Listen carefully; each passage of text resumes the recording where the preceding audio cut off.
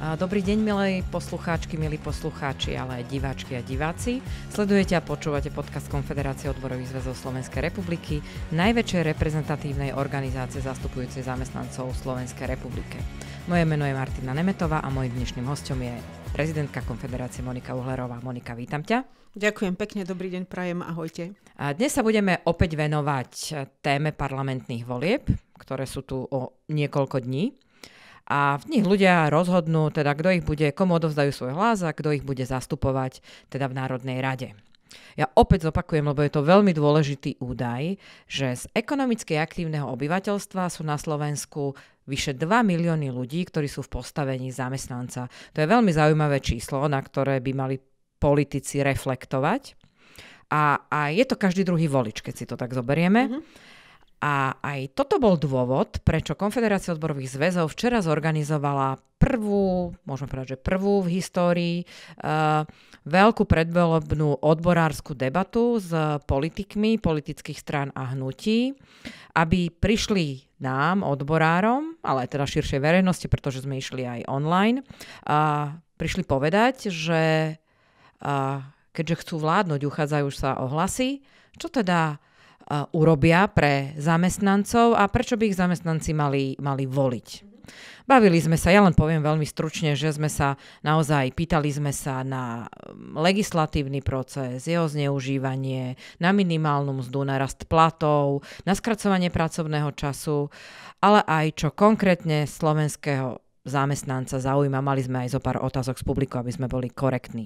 Ale ja by som sa ťa teda chcela spýtať, a sme dnešný podcast natáčam aj z toho dôvodu, že by sme chceli nejako okomentovať tú včerajšiu diskusiu, debatu, pretože zazneli tam rôzne názory, rôzne sľuby. Máme ich všetky zaznamenané. No, myslím, že budeme s nimi pracovať. A dotkli sme sa ako prvej témy legislatívneho procesu a sociálneho dialógu. Zaznelo tam, že vlastne ten legislatívny proces, keby sme zoberieme len ten posledný kalendárny rok, alebo posledný rok bol naozaj, si prechádzal na Slovensku ťažkou skúškou. Tá legislatívna smršť, ktorá u nás bola, sa vlastne v histórii ešte asi v takejto forme nevyskytla. A všetci títo diskutujúci sa zhodli na tom, že naozaj bolo to tak, alebo nerobilo sa to tak, ako sa malo. Máme predsa nastavené isté pravidlá, isté legislatívne normy, podľa ktorých by mali predkladatelia, schvaľovatelia týchto zákonov postupovať. A teda aj nám slúbili, že samozrejme, keď oni budú v parlamente, keď oni budú pri moci, nič takého, ako sa dialo teraz, sa neudeje. Čo ty na to? Čo ty na tie ich sľuby? No, potvrdzuje to len to, lebo tam samozrejme boli aj zástupcovia strán, ktoré sa priamo podielali na tej legislatívnej smršti, tak potvrdzuje to len ten fakt, že sľuby sa sľubujú, chlieb sa je, sľuby sa sľubujú pred voľbami a ten reálny chlieb sa je po voľbách. Čiže nie len to, že niečo v súčasnosti sľubujú, je otázne, ako to teda budú dodržiavať, ak niektoré z tých subjektov budú aj pri moci reálne, alebo teda budú tvoriť parlament, tak to uvidíme reálne, ale už len to, že samotné predchádzajúce vlády, ktoré napríklad vznikli po roku 2020, lebo teda ich bolo niekoľko, nechcem hovoriť len jedna, aj keď v podstate sa jednalo takmer o identické, áno, presne tie isté subjekty. Takže poviem to všeobecne, politická reprezentácia, ktorá bola po roku 2020 pri moci, aj vo svojich vlastných programových vyhláseniach vlády sa zaviazala dodržiavať legislatívny, štandardný legislatívny proces, transparentný legislatívny proces a prizývať k tomuto procesu odbornú verejnosť. A v podstate tento sľub alebo tento záväzok programového vyhlásenia vlády porušila už v prvých týždňoch a mesiacoch vládnutia. Beriem fakt, že v tom období bola vyhlásená aj mimoriadna situácia v súvislosti s covidom, čo umožnilo práve siahať po tomto neštandardnom a zrýchlenom legislatívnom procese. a umožnilo prijímať rýchlo opatrenia, ktoré boli nevyhnutné práve v súvislosti s covidom. Ale postupne sa to zvrhlo a už sa neštandardné postupy prijímali aj v situáciách, ktoré si žiadali úplne štandardný legislatívny proces, aj vzhľadom na obsah alebo charakter prijímanej legislatívy, ale aj na finančné prostriedky alebo objem verejných financií, ktorých by sa dotkli na výdavkovej časti štátneho rozpočtu. Ďalej, súčasťou tohto neštandardného procesu, tak by som ho nazvala, je aj smršť poslaneckých návrhov a iniciatív, ktoré sa už úplne vymkli spod kontroly. Boli sme toho svedkami posledné. Tam bolo aj také horibilné číslo. To boli už stovky návrhov zákonov, ktoré išli na rokovanie marcovej schôdze tohto roka, júnovej schôdze, čiže to boli tie posledné mesiace fungovania súčasného parlamentu alebo parlamentu tohto volebného obdobia.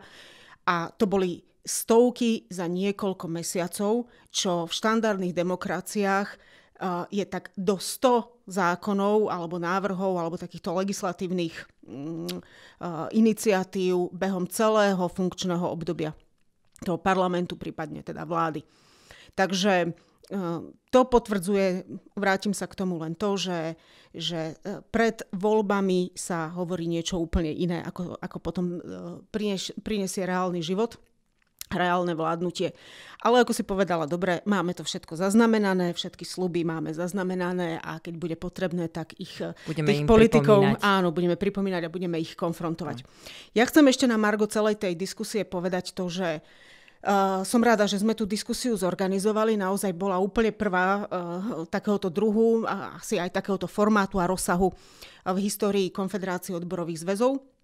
A mohli sme našim členom, členkám, ale aj širokému zamestnanectvu ponúknuť aspoň čiastočný náhľad do znalostí, vedomostí, pripravovaných opatrení a programov politických strán a ich reprezentantov, reprezentantiek vo vzťahu k zamestnaneckému prostrediu.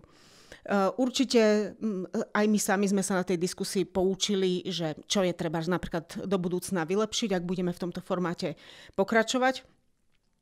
A určite sa nám nepodarilo postihnúť všetky oblasti, pretože svet práce je tak rozsiahla téma a taký komplex problémov, že nie je možné vtesnať všetky otázky a všetky problémy a všetky témy do 1,5 alebo 2-hodinovej diskusie. Ja si dovolím tvrdiť, že aj 2 dní by boli málo na to, aby sme rozobrali a prebrali všetko a išli treba ešte aj do detailov jednotlivých problematík. Zároveň je dobré, že teraz sa k tomu pár hodín s odstupom vraciame, pretože ja sama už v tej diskusii som mala takú chuť do toho vstupovať a tak komentovať, čo kto povedal. Možno, že do budúcna príjmeme aj takú rolu spolumoderátora a hneď okamžite na mieste bezprostredne reflektovať tie jednotlivé odpovede so skutočnou realitou a s faktami a s našimi skúsenosťami. Takže sú to všetko pre nás samotných aj organizátorov ako Konfederáciu poznatky, ktoré nás posunú dopredu a cez ktoré budeme vedieť ešte aj viac zlepšovať takéto podujatia. Ako si tu povedala, že teda niektoré tie témy by si naozaj vyžadovali o mnoho širšiu platformu, viac času.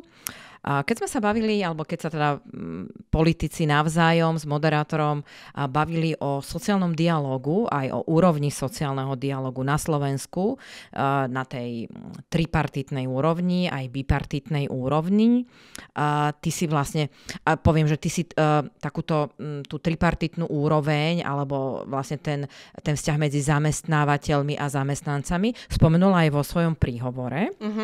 A ja poprosím teraz našu réžiu, aby nám pustila jeden taký záznam, lebo ja poviem, že ty si v tom príhovore pomenovala, v akom vzťahu sú zamestnanci a zamestnávateľia, a to teda jeden diskutujúci politik na to zareagoval. Ideme pustiť ten záznam? Áno, pustíme si ho. Trošku nesúhlasím s pani prezidentkou, ktorá povedala, že práca a kapitál sú v prirodzenom konflikte. No áno, je tam samozrejme to mierne napätie, ale ja by som tam konflikt nevidel. Naopak si myslím, že zamestnávateľia a zamestnanci sú na jednej lodi.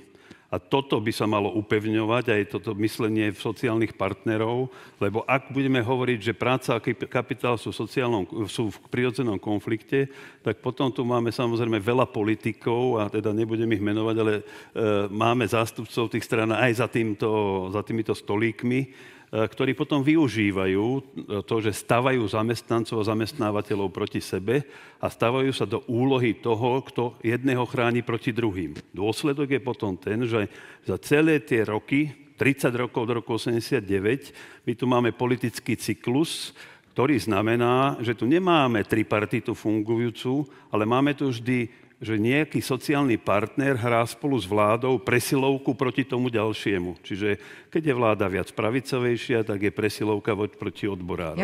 Ja by som tu stopla tento záznam. Ja by som povedala, že teda pán Oravec ešte potom pokračoval tak, že on si ako vníma význam tripartity, ale skôr si myslí, že zamestnávateľ a zamestnanci by mali teda komunikovať na tom bipartitnom princípe, pretože nemáme na tej tripartitnej úrovni veľa tém spoločných, o ktorých by sme mali vyjednávať. Aj toto povedal, okrem iného, ale teda vráťme sa k tomu prirodzenému konfliktu. No, ja by som to komentovala niekoľkými poznámkami. Ešte raz poviem, ako to bolo v tom príhovore.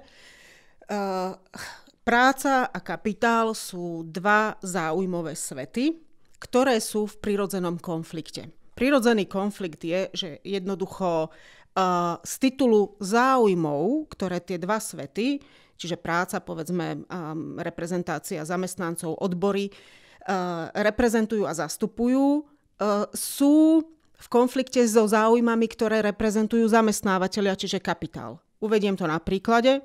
Zamestnanci chcú vyššie mzdy, zamestnávateľ chce vyšší zisk. Mzdy sú pre neho nákladová položka. Chce čo najviac znižovať práve tieto nákladové položky, čiže chce odolávať tlaku na zvyšovanie miest z toho prostredia zamestnancov. Tieto dva prirodzené záujmy týchto dvoch svetov sú v prirodzenom konflikte a vzniká tam naozaj to napätie. Myslím, potom to čiastočne okomentoval aj pán Krajniak, ktorý prirodzenosť tohto konfliktu pochopil.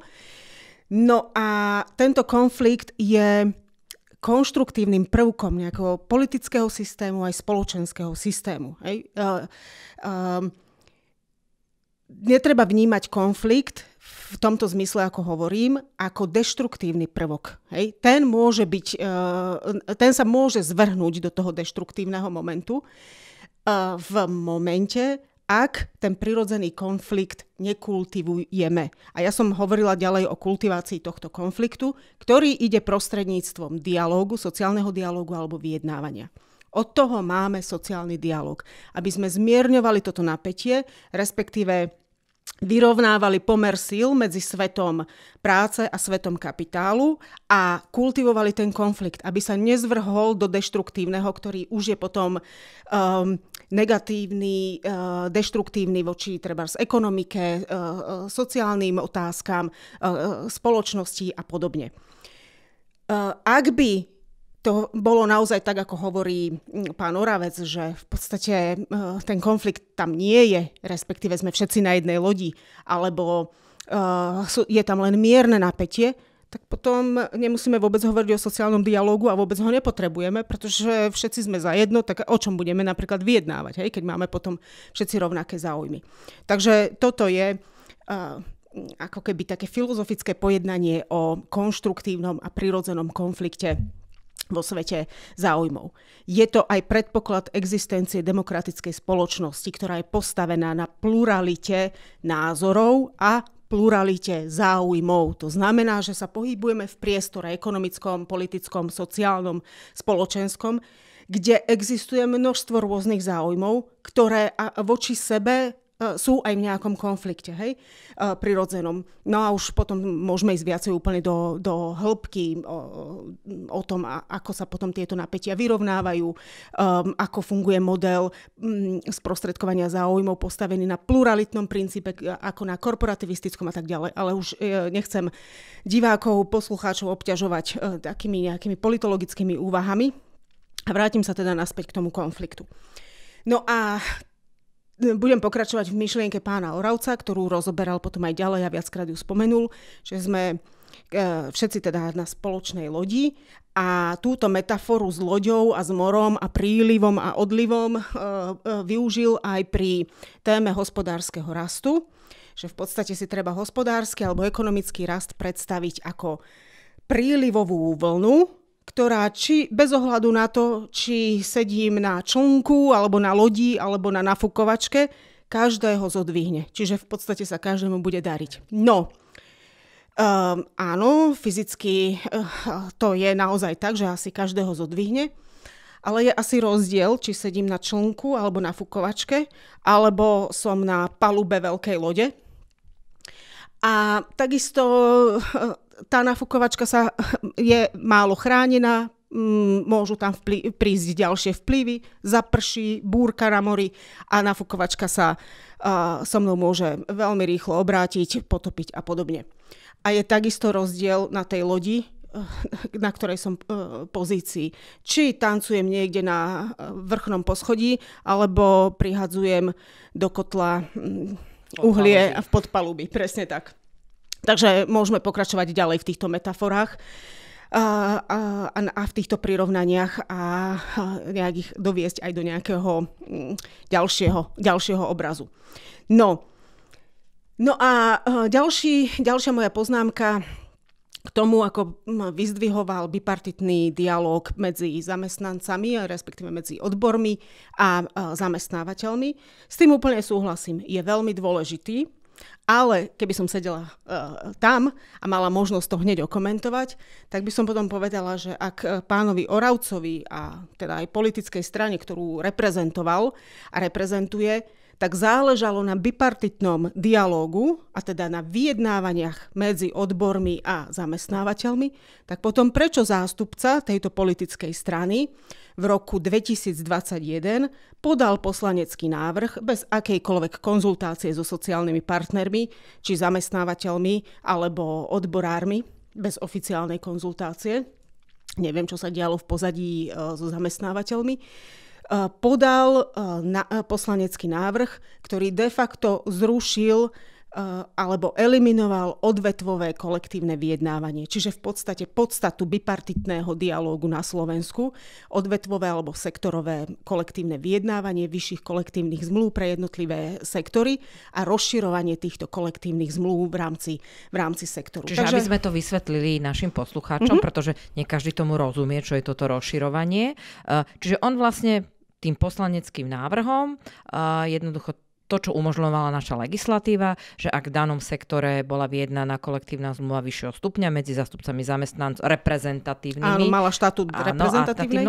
Čiže medzi, poviem, nejakým zväzom a nejakým združením zamestnávateľom, ktorí v danom sektore pôsobia, tak táto kolektívna zmluva, to, čo bolo v nej dosiahnuté, dohodnuté, sa mohla rozšíriť aj na tých zamestnávateľov, u ktorých napríklad nemajú odbor, že si nevedeli tú podnikovú kolektívnu zmluvu dohodnúť. Čiže už tam u toho zamestnávateľa, možno to boli nejaké drobnosti, alebo akože nie veľké výsledky, ale už ju nemohli ako keby nedodržať u toho daného zamestnávateľa. A toto bolo touto legislatívnou úpravou znemožnené.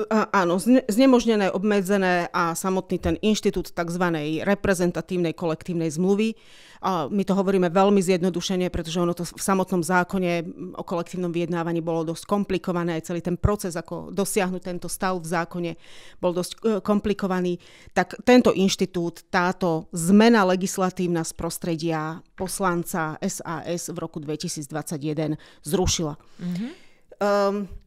A ak ešte niečo máš ešte k tejto téme? Pretože ešte mám. Dobre. A možno, že sa ma to aj chceš zrovna spýtať, lebo mi tak nabehlo, že potom tam pán Tomáš v súvislosti s odvetvovým kolektívnym vyjednávaním vyzdvihol, že je to jedna z ciest alebo možností, ako dosiahnuť stav pokrytia zamestnancov kolektívnymi zmluvami na úroveň 80% a viac, tak ako to od nás žiada alebo odporúča smernica Európskeho parlamentu a rady o primeraných minimálnych mzdách, ktorú transponujeme, alebo teda do konca budúceho roka budeme musieť transponovať do našej legislatívy, tak tam jednotlivé členské štáty, ktoré nedosahujú tých 80%, a podotýkam, že na Slovensku je to 25%, tak budú musieť vypracovať akčný plán, ktorý budú pravidelne vyhodnocovať a prehodnocovať, prípadne doplňať opatrenia, ako dosiahnuť ten stav 80%. A práve to kolektívne vyjednávanie na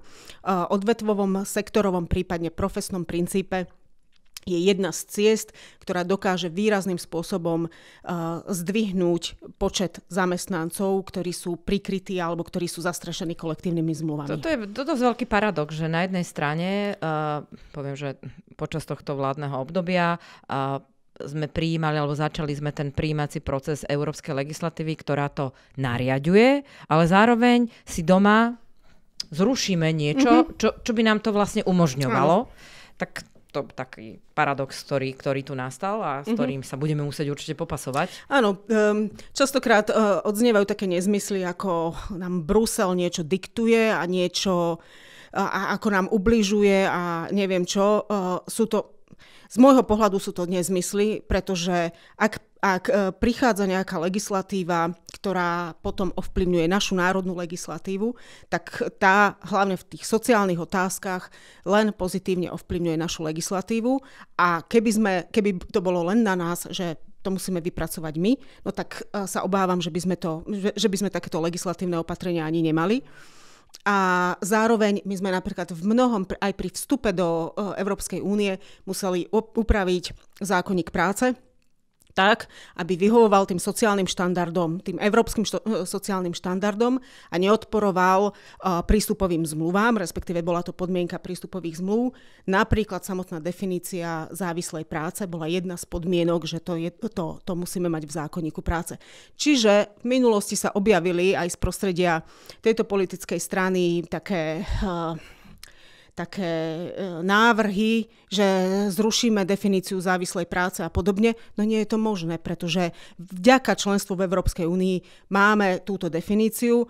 Problém je len kontrola dodržiavania toho, že či u zamestnávateľa toto porušované nie je. Takže tých opatrení a samotných ochranných momentov smerom k zamestnancovi máme v nejakom, povedzme, dostatočnom množstve.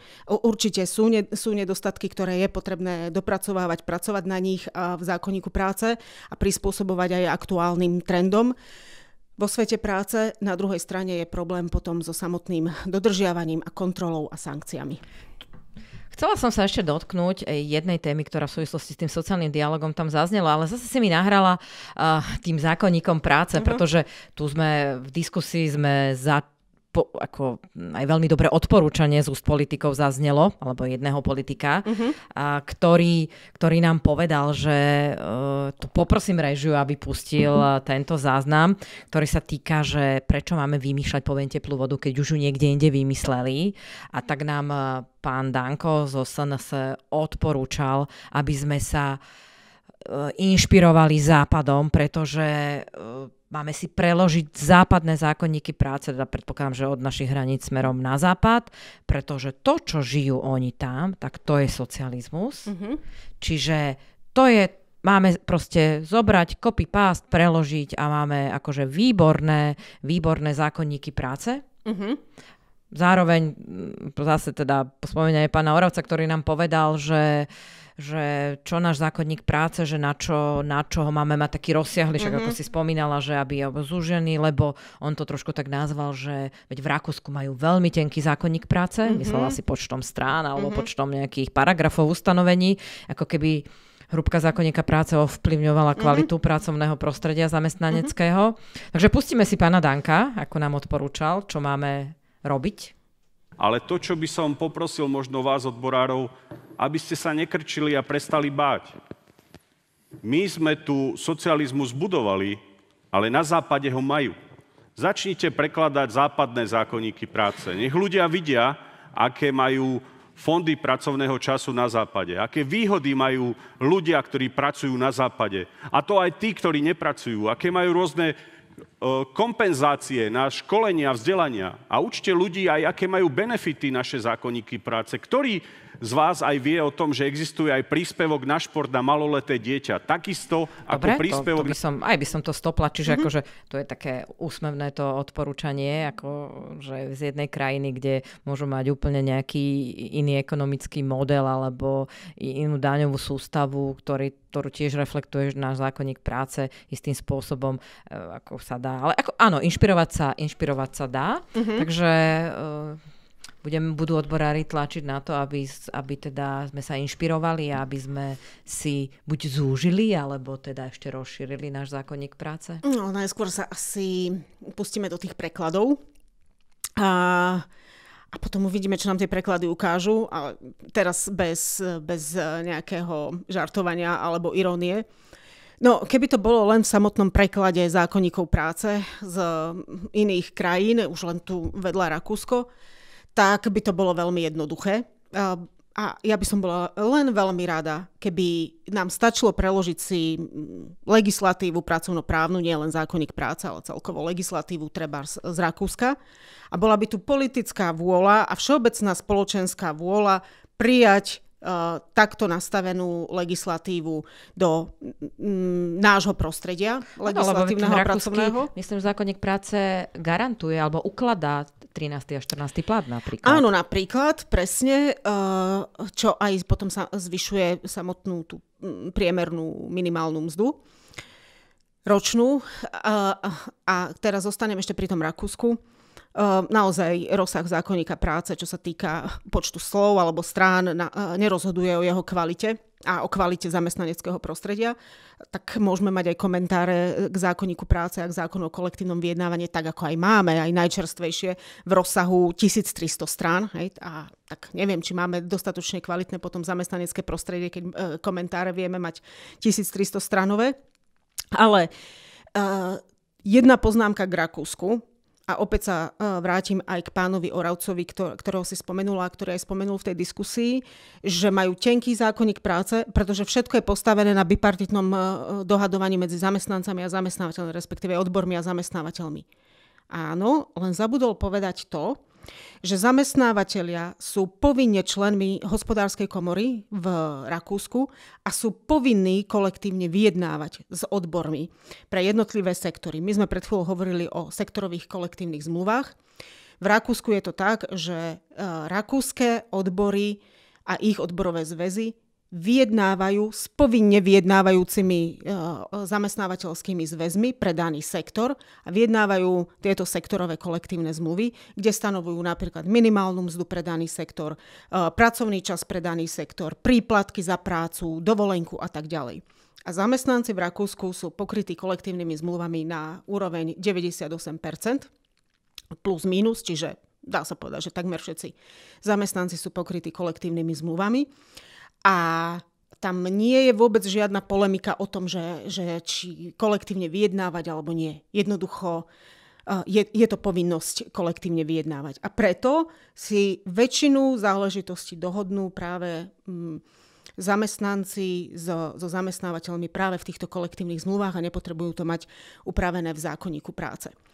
Neviem, ako by sa postavili niektorí politici a politické strany k povinnosti zamestnávateľov byť v nejakej komore alebo v nejakej záujmovej skupine, ktorá má povinnosť kolektívne vyjednávať s odbormi. Čiže keď povieme A, treba povedať aj to B. Čiže ja by som milé rada kopírovala niektoré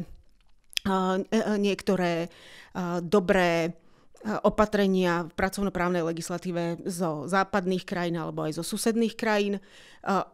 Už pri viacerých debatách aj na tripartite som sama odporúčala inšpirovať sa Rakúskom, keď sme diskutovali o transpozícii tej spomínanej smernice o primeraných minimálnych mzdách, že poďme cestou Rakúska a tým pádom by sme mali vyriešených nie 80%, ale takmer 100% zamestnancov a zároveň by to aj zvýšilo samotné štandardy odmeňovania ďalších sociálnych benefitov, dovolenky, pracovného času, príplatkov v jednotlivých sektoroch. A zároveň by to aj reflektovalo situáciu v tých sektoroch, pretože tá sa odvíja aj od ekonomickej kondície samotného sektoru, kde by sa aj minimálne mzdy odvíjali od takej tej ekonomickej kondície samotného odvetvia. Presne, aj tá minimálna mzda bola jednou z tém a moderátor alebo sa pýtal, pretože v tomto volebnom období nastala aj zmena zákona o minimálnej mzde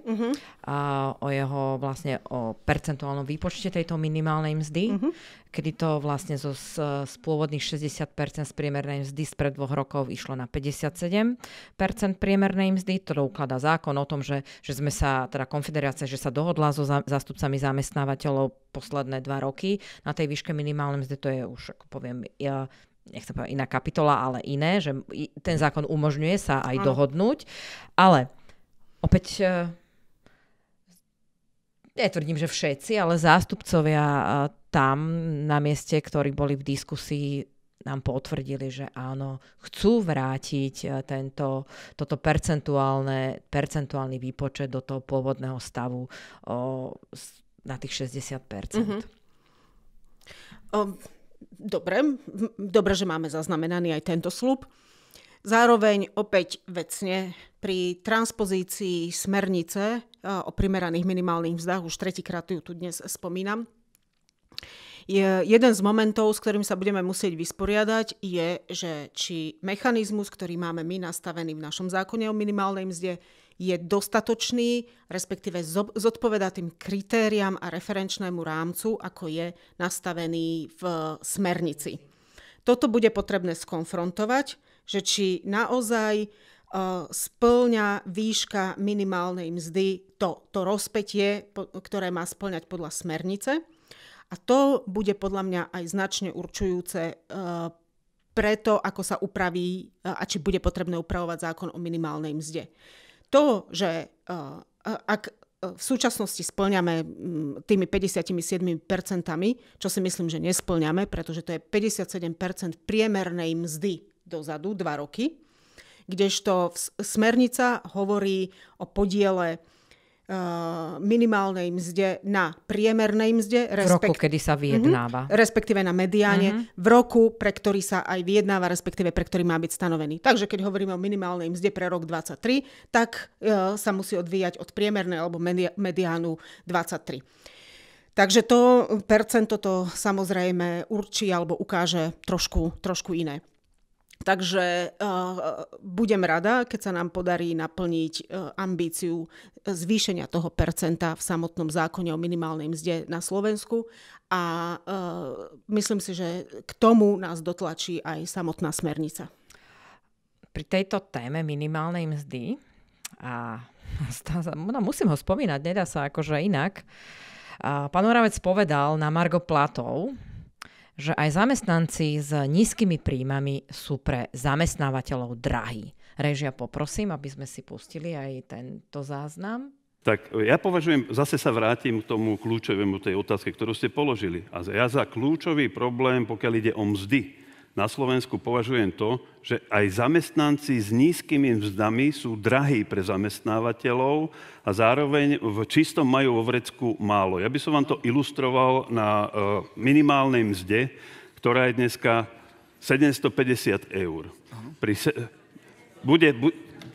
minimálnej mzde roku 2024 750 eur.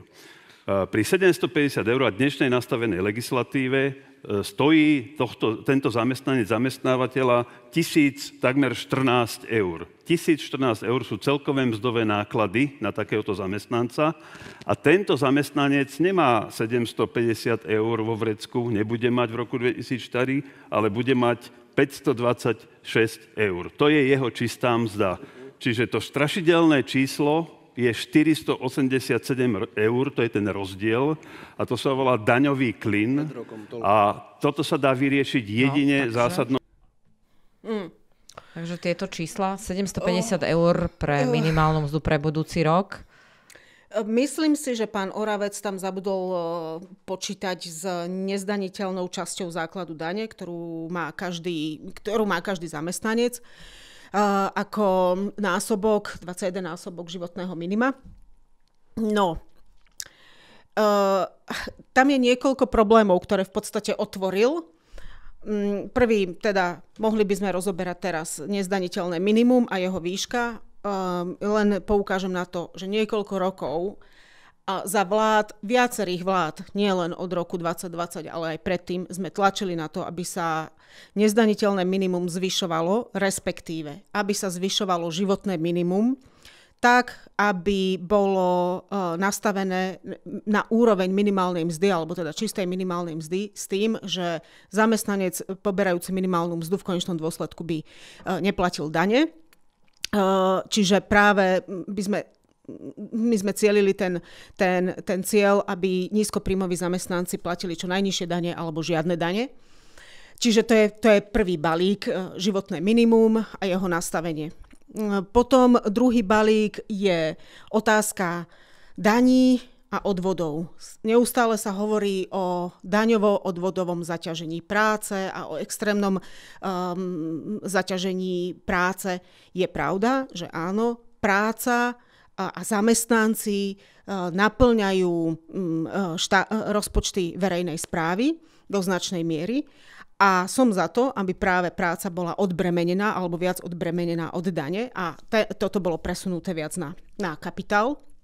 Zároveň, ak sa máme baviť o znižovaní daní, tak sa bavíme v kontexte celkového daňového mixu, pretože tam, kde niekde uberieme, no tak musíme zase pridať.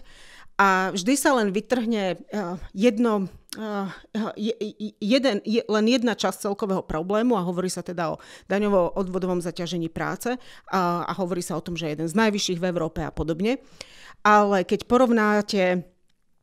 porovnáte celkovú daňovú kvotu, čiže celý ten ako objem daní, tak sme pod priemerom Európskej únie. Čiže problém je celkový daňový mix a nastavenie daní a subjekty, ktoré sú zdaňované a akým spôsobom.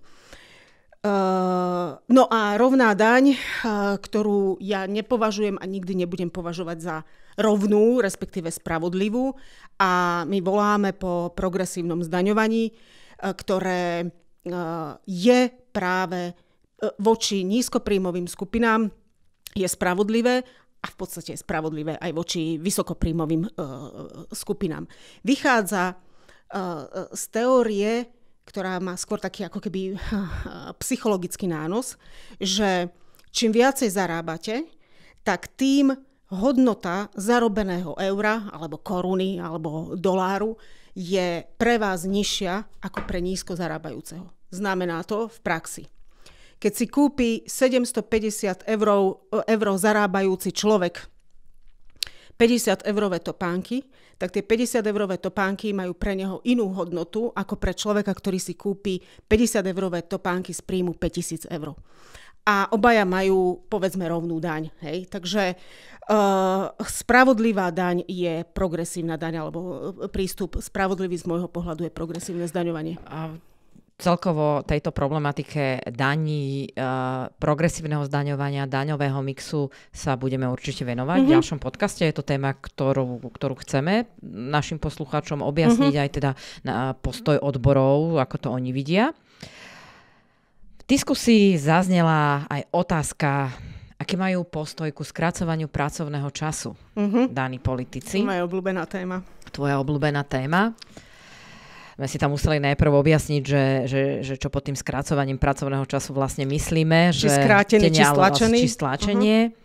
A podľa napríklad pána Krajniaka aj pána Oravca, podľa nich by bolo vhodnejšie, aby zavedenie bolo dobrovoľné, teda na rozhodnutí podnikateľov. A zároveň si myslia aj všetci diskutujúci, že skúsme to napríklad na verejnej a štátnej správe. No, zase s tou dobrovoľnosťou. Už teraz naozaj na tej experimentálnej, čiže povedzme dobrovoľnej úrovni prebieha mnoho testovaní a tie testovania skráteného pracovného času a vplyvov na zamestnancov, ale aj zamestnávateľa, jeho treba zisky, produktivitu, alebo teda celkovo efektivitu fungovania firmy. Testujú mnohé krajiny a mnohé firmy. A to je tá báza dobrovoľnosti. A zatiaľ tie výsledky sú pozitívne. Aj pre zamestnancov, aj pre zamestnávateľa. Ak by sme fungovali len na báze dobrovoľnosti, no tak nepotrebujeme zákonník práce. Však veď nech sa rozhodne zamestnávateľ, že koľko hodín budú zamestnanci u neho pracovať. Prípadne, ak sú zamestnanci silnejší a združení v odboroch, tak nech si to dohodnú. To je ten lepší prípad. Čiže v istom momente je dôležitá, bude nevyhnutná samotná legislatívna úprava a plošné zavedenie skráteného pracovného času. Tak, ako to bolo v roku 1918, keď sa zaviedol 8-hodinový pracovný čas v Československu. Tam aj odznelo, že prvým zamestnávateľom v Československu, ktorý zaviedol 5-dňový pracovný týždeň, lebo vtedy bol 6, 5-dňový bol Baťa v roku 1930. 30. Tak tam potom bol taký opäť výkrik z prostredia diskutujúcich, že no vidíte, že sám zamestnávateľ sa rozhodol, aké to bolo dobré, nepotreboval vôbec štát. No, až do roku 1968 bol ten 6-dňový pracovný týždeň. A opäť len legislatívnou úpravou bol zavedený 5-dňový pracovný čas. Nevyhneme sa tomu, aby opäť bola aj legislatívna plošná úprava. Ten tlak, trendy to jednoducho budú tlačiť, že nakoniec tou špičkou toho vývoja bude samotná legislatívna úprava, ako to bolo vždy aj v minulosti, v roku 18, v roku 68 a tak ďalej. A je veľmi zaujímavé sledovať tú argumentáciu, ktorá je proti zavedeniu skráteného pracovného týždňa. Je úplne identická s tou, ktorá bola v roku 1918 aj v roku 1968. Presne tí politici alebo zamestnávateľia, ktorí boli proti, tak tie isté argumenty používali vtedy, tie isté používajú aj teraz. Takže niektoré veci sú nemenné. No a nakoniec to vždy skončilo teda tou legislatívnou úpravou. A ja mám k dispozícii aj samotný prepis rozpravy v parlamente v roku 1918 práve o zavedení 8-hodinového pracovného času. A je to veľmi zaujímavé čítanie, aj tá argumentácia vtedy politickej reprezentácie. A musím povedať, že napríklad aj pri legislatívnom zrušení detskej práce, povedzme, v minulosti, ktorá sa nám zdá, bohužiaľ teda ešte stále je uplatňovaná v mnohých krajinách sveta, ale nám, povedzme, v civilizovanej Európe sa zdá nemysliteľná, neakceptovateľná a tiež o nej boli kedysi polemiky, tak na samotnú legislatívu, na to, aby teda bola detská práca zrušená, tlačili, ale povedzme, že neformálne, neoficiálne, tajne, aj samotní zamestnávateľia, pretože vedeli, že pokiaľ nebudú tie podmienky rovnaké pre všetkých dané zákonom, no tak to prostredie aj z pohľadu konkurencie nebude vyrovnané. Čiže to isté sa môže diať a dialo aj pri skracovaní pracovného času a pri napríklad aj ďalších opatreniach, aby tie podmienky, napríklad pri diskusiách o nedeliach, o zatvorených obchodoch v nedelu, samotní zástupcovia obchodných reťazcov argumentovali aj tým, že ak áno, tak potom pre všetkých a s rovnakými podmienkami, bez výnimiek, pretože to opäť zase nejak deformuje to konkurenčné prostredie. Takže sú tam isté paralely alebo rovnaké momenty. No tak uvidíme, necháme sa prekvapiť. Uvidíme, ako teda túto ich deklaráciu v tejto našej diskusii, ako to pretavia do reality. Myslím si, že bez nášho tlaku, tak ako to bolo aj v minulosti, aj v roku 1918, odbory boli nositeľmi skracovania pracovného času. Bez nášho tlaku, bez toho, aby sme podnecovali a formovali verejnú diskusiu o tejto téme, to nepôjde. Vždy je tou špicou toho vrcholca, tým vrcholom toho celého vývoja tak je vždy potom samotné politické rozhodnutie. Ale tomu všetkému niečo predchádza. Tlak, presadzovanie tých záujmov, nejaký vývoj, trendy a podobne. A myslím, že aj tie samotné pozitívne skúsenosti ukážu, že skracovanie pracovného času nie je nezmysel, ale práve nevyhnutnosť. Aj vzhľadom na ten vývoj trhu práce a celkovo vývoj sveta, poviem, že diania na našej zemi. V tej diskusii trvala takmer 2,5 hodiny. Odznelo tam veľa vecí, názorov protichodných. Politici si potom aj tak trošku ako kontrovali navzájom, vysvetľovali, občas sa obviňovali, čo ste urobili, neurobili. Naozaj povedalo sa toho veľa. A ja teda našim divákom, poslucháčom odporúčam, aby si pozreli tento záznam z tejto diskusie. Je či už na našej webovej stránke kauzecr.sk, alebo na našom YouTube, alebo prostredníctvom nášho Facebooku vedia sa dostať k tomuto záznamu. Monika, ja ti ďakujem. Aspoň sme veľmi stručnosti zo pár takých headlineov komentovali. Highlightov, tak. A myslím, že nájdeme tam ešte niektoré veci, ku ktorým sa možno vrátime. Takže ďakujem ti veľmi pekne za takéto rýchle, operatívne okomentovanie, že sme naozaj niekoľko hodín po tejto diskusii sa k tomuto dostali. Ďakujem aj ja za pozvanie a budem sa tešiť na ďalší spoločný podcast. Tak a ja ďakujem. A ešte ja si dovolím takú našu klasickú vetu na záver, že teda ak sa chcete stať členom odborov a založiť u svojho zamestnávateľa odbory, alebo máte nejaký problém vo svojej práci u svojho zamestnávateľa, tak sa obráte na naše klientské centrum odborov a taktiež kontakt a vlastne nájdete na našej webovej stránke. Dovidenia.